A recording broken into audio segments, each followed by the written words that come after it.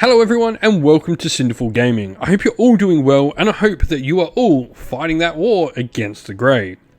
In today's video we have another Warhammer Black Library story to review for you. Today's video is sponsored by Gap Games, a fantastic miniature wargaming store in Queensland, Australia. They stock a wide variety of miniature wargames from all things Games Workshop to some of my personal favourites, Conquest, The Last Argument of Kings, and all things Modifius wargames as well. Use our affiliate code in the link below to help support both this fantastic store and the channel as well. In today's video, we'll be looking at the Age of Sigmar story, The Dead Kingdom by John French. This is the second full-length story after The Hollow King about the vampire lord Cato Ezekiah, a former king in the Age of Chaos seeking vengeance upon those who brought his kingdom low. Our author today is John French, and he's written both Cato Ezekiah novels so far, as well as the widely popular Ahriman series containing stories such as Ahriman Exile, Sorcerer, and Unchanged. As with all Black Library fiction, I do listen to it in audio format while doing some other hobby at the desk or while doing some chores around the house. Today's story is narrated, however, by Black Library regular Richard Reed, who has also done a fantastic job bringing to life stories such as Apocalypse by Josh Reynolds, Cursed City by C.L. Werner, and the Age of Sigmar anthology Thunderstrike and Other Stories. On to our featured topic for today though, The Dead Kingdom. This story takes place sometime after the events in The Hollow King, picking up from Cato pursuing his longtime quarry, the Tzeentch worshipping Chaos Sorcerer known only as the Burning Hand. The setup for our story to begin is rather brisk, but thorough, and honestly I quite enjoyed how easily the story got right into the thick of the plot. While pursuing the Burning Hand, Cato stumbles across some human mortals aiming to reach the same realm gate he is, but they are in peril, or at least that's what it first seems. After pretending to be in need of rescue, the mortals attack Cato, and it's here that two things happen. Firstly, we're introduced to one of Cato's own spawn, Cassandra, and secondly, we find out that these mortals are in fact pilgrims of Sigmar and aim to seek vengeance upon the lands ruled over by the Soulblight. From this brief first skirmish, we quickly see when Cassandra appears, we learn that Neferata has called her Hollow King to court, and it is here that Cato is given the task that will finally allow him to earn his true freedom from the Queen of Blood.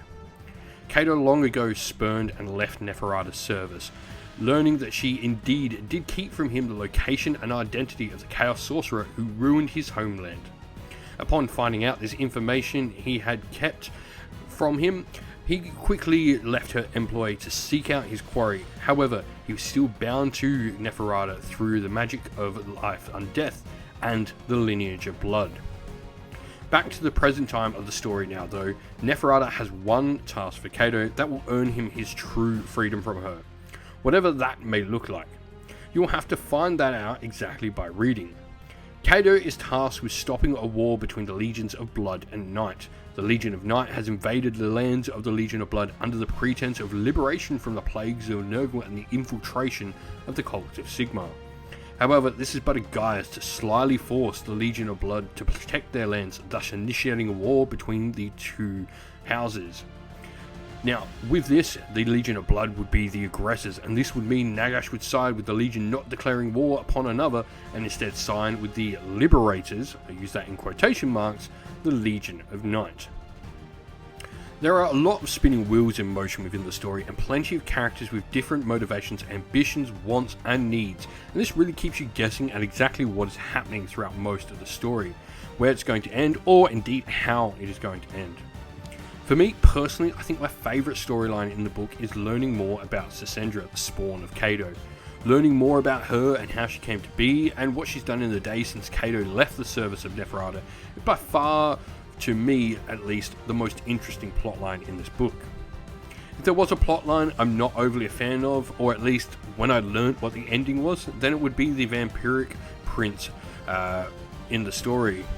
For me, I find the reasoning and wants of the vampiric prince that is our main protagonist, it feels a bit bland upon reveal that we get, and this does drag down the story quite a bit.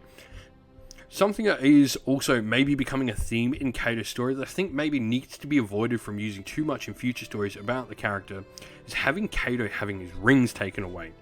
For those who don't know, the rings on Kato's fingers contain the souls of members of his inner circle from his mortal days, including Kato's mentor, his childhood friend who later became the guardian of the souls in Kato's kingdom, his father, and even his dragon Herazai.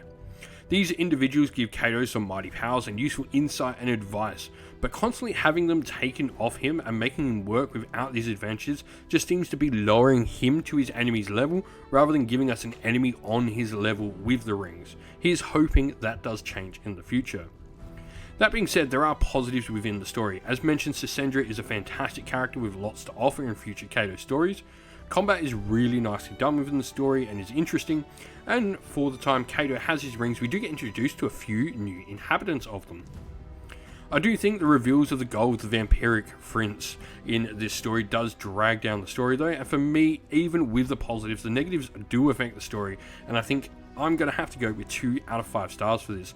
Sisendra by far being the brightest shining light in it though, but I do think it is hurt by just the vampiric prince's goals in this.